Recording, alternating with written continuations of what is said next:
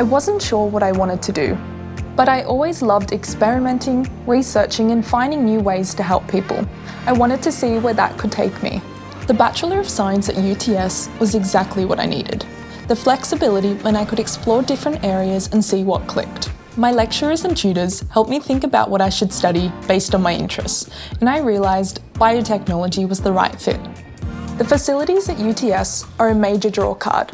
I'm always in the Hive Superlab, and it's one of my favourite places.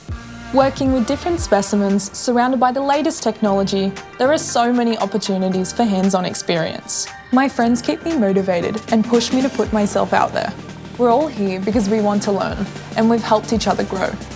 In class, we explore real cases to translate what we're learning into practice.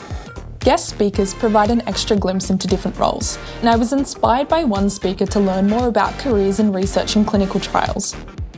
Now I know I want to work in gene therapy and help cure diseases that affect millions of people. I plan to do an honours research project on this, and then maybe even do a master's or PhD. My time at UTS has shown me the power of an open mind.